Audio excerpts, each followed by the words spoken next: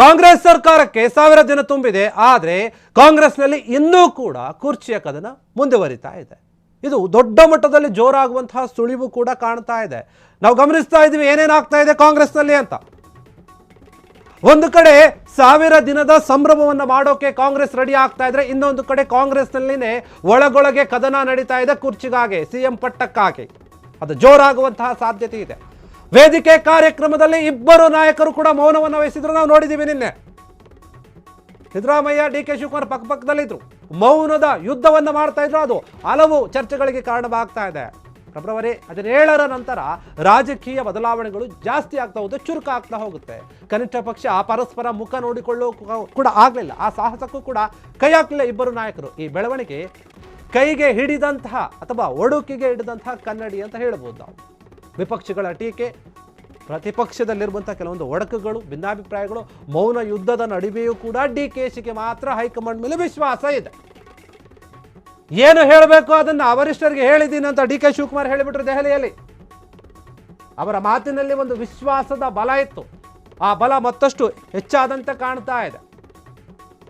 ನಿಜಕ್ಕೂ ಕೂಡ ದೆಹಲಿಗೆ ಹೋದಾಗ ಏನೋ ಆಗಿದೆ, ಡಿ ಕೆ ಶಿವಕುಮಾರ್ ಅವರಿಗೆ ಏನೋ ಒಂದು ಸುಳಿವು ಸಿಕ್ಕಿದೆ.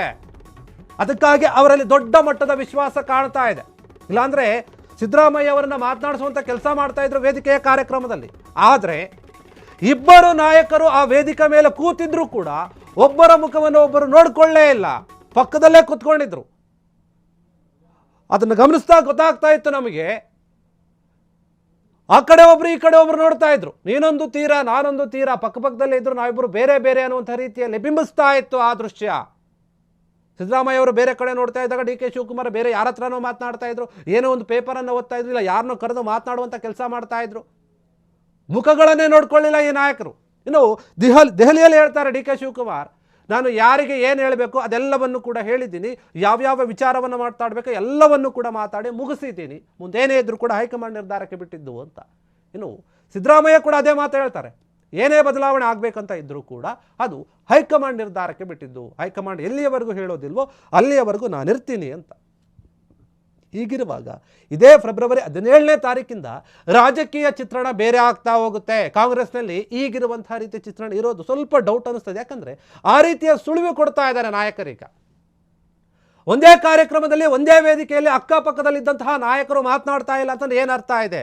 ಹೈಕಮಾಂಡ್ ಜೊತೆ ಡಿ ಕೆ ಶಿವಕುಮಾರ್ ಏನೋ ಮಾತನಾಡಿದ್ದಾರೆ, ಒಪ್ಪಂದ ಮಾಡ್ಕೊಂಡು ಬಂದಿದ್ದಾರೆ ಅನ್ನೋದು ಸ್ಪಷ್ಟ ಆಗ್ತಾ ಇದೆ. ಅದಕ್ಕೆ ಸಿಎಂ ಸಿದ್ದರಾಮಯ್ಯ ಅವರು ಕೋಪಗೊಂಡಂತೆ ಕಾಣ್ತಾ ಇತ್ತಲ್ಲಿ, ಏನೋ ಬೇಸರ ಇತ್ತು ಅವ್ರ ಮೊಗದಲ್ಲಿ.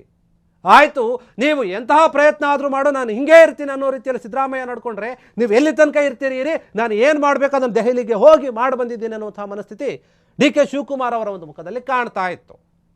ಇದನ್ನು ನೋಡಿದಾಗ ಕಾಂಗ್ರೆಸ್ನಲ್ಲಿ ನಿಜಕ್ಕೂ ಕೂಡ ಏನೋ ಆಗಿದೆ, ಏನೋ ಬದಲಾವಣೆ ಆಗಿದೆ. ಹೈಕಮಾಂಡ್ ನಾಯಕರು ಸೂಚನೆ ಕೊಟ್ಟಿದ್ದಾರೆ. ಅದಕ್ಕೆ ಡಿ ಕೆ ಶಿವಕುಮಾರ್ ಮುಖದಲ್ಲಿ ಈಗ ವಿಶ್ವಾಸ ಕಾಣ್ತಾ ಇದೆ. ದೇವರ ಮೊರೆ ಕೂಡ ಹೋಗಿದ್ರು. ಎಲ್ಲವೂ ಕೂಡ ಅಂದುಕೊಂಡಂತೆ ಆಗುತ್ತೆ, ಆದರೆ ಅದಕ್ಕಿನ್ನೂ ಸಮಯ ಬಂದಿಲ್ಲ ಅನ್ನೋದನ್ನು ತೋರಿಸ್ಕೊಟ್ಟಂತೆ ಕಾಣ್ತಾ ಇದೆ ಡಿ ಕೆ ಶಿವಕುಮಾರ್. ನನ್ನ ಮೌನ ಏನಿದೆ ಅದು ಮುಂದೆ ಸಿಗುವಂತಹ ಉತ್ತರಕ್ಕೆ ದಾರಿಯಾಗುತ್ತೆ ಅನ್ನೋ ರೀತಿಯಲ್ಲಿ ತೋರಿಸ್ಕೊಡ್ತಾ ಇದ್ದಾರೆ. ಅವರಿಗೆ ಹೈಕಮಾಂಡ್ ಮೇಲೆ ವಿಶ್ವಾಸ ಜಾಸ್ತಿ ಆಗ್ತಾ ಇದೆ ಈ ಬಾರಿ. ಯಾಕಂದ್ರೆ ಹೋದಾಗ ಎಲ್ಲ ನಾಯಕರು ಸಿಕ್ಕಿದ್ರು, ಎಲ್ಲರ ಜೊತೆನೂ ಮಾತನಾಡಿದ್ದಾರೆ, ಏನೋ ಒಂದು ಸ್ಪಷ್ಟನೆಯನ್ನು ತಗೊಂಡು ಬಂದಿದ್ದಾರೆ. ಅದನ್ನು ಮಾತ್ರ ಹೇಳ್ತಾ ಇಲ್ಲ, ಬಿಟ್ಕೊಡ್ತಾ ಇಲ್ಲ. ಸಮಯ ಬಂದಾಗ ಹೇಳೋಣ ಅಂತ ಸುಮ್ಮನೆ ಇದ್ದಾರೆ ಅಂತ ಅನ್ಸುತ್ತೆ ಡಿ ಕೆ ಶಿವಕುಮಾರ್. ಕಾಂಗ್ರೆಸ್ನಲ್ಲಿರುವಂತಹ ಒಡಕುಗಳು ದಿನದಿಂದ ದಿನಕ್ಕೆ ಎಲ್ಲರ ಮುಂದೆ ವ್ಯಕ್ತವಾಗ್ತಾ ಇದೆ. ಒಂದು ರೀತಿಯಲ್ಲಿ ಇವರ ನಡವಳಿಕೆಗಳು ಅದನ್ನು ತೋರಿಸ್ಕೊಡ್ತಾ ಇದೆ. ನಿಜಕ್ಕೂ ಕೂಡ ಕಾಂಗ್ರೆಸ್ನಲ್ಲಿ ಯಾವ ಭಿನ್ನಾಭಿಪ್ರಾಯ ಇಲ್ಲ, ಬಣಗಳಿಲ್ಲ ಅಂತ ಹೇಳ್ಕೊಳ್ತಾರೆ. ಆದರೆ ಇದೆಲ್ಲವನ್ನು ಕೂಡ ನೋಡಿದಾಗ ಬಣ ಯಾಕಿಲ್ಲ ಅನ್ನುವಂಥ ಪ್ರಶ್ನೆ ಬರುತ್ತೆ. ಸುಮ್ಮನೆ ಹೇಳ್ಕೊಳ್ತಾ ಇದ್ದಾರೆ ಅಷ್ಟೇ, ಎಲ್ಲವೂ ಕೂಡ ಇದೆ ಇವರ ಮನಸ್ಸಲ್ಲಿ. ಆದರೆ ಯಾವುದನ್ನು ಕೂಡ ಜನರ ಮುಂದೆ ತೋರಿಸ್ಕೊಳ್ತಾ ಇಲ್ಲ. ಯಾಕಂತಂದರೆ ಅಧಿಕಾರ ಕಳೆದುಕೊಳ್ಳುವಂತಹ ಭಯ ಇದೆ. ಕೈಯಲ್ಲಿ ಆಗ್ತಾ ಇರುವಂತಹ ಬೆಳವಣಿಗೆಗಳೇನಿದೆ ನಿಜಕ್ಕೂ ಕೂಡ ಸಾಕಷ್ಟು ಚರ್ಚೆಗಳನ್ನು ಹುಟ್ಟಾಗ್ತಾ ಇದೆ. ಏನಾಗಬಹುದು ಎನ್ನುವಂತಹ ದೊಡ್ಡ ಮಟ್ಟದ ಪ್ರಶ್ನೆ ಇದೆ. ಕ್ಷಣ ಕ್ಷಣದ ಸುದ್ದಿಗಳಿಗಾಗಿ ಫ್ರೀಡಂ ಟಿವಿ ಸಬ್ಸ್ಕ್ರೈಬ್ ಮಾಡಿ, ಲೈಕ್ ಮಾಡಿ ಹಾಗೂ ಫಾಲೋ ಮಾಡಿ. ಹೊಸ ಸುದ್ದಿಗಳ ನೋಟಿಫಿಕೇಶನ್ಗಾಗಿ ಬೆಲ್ ಐಕಾನ್ ಮೇಲೆ ಕ್ಲಿಕ್ ಮಾಡಿ.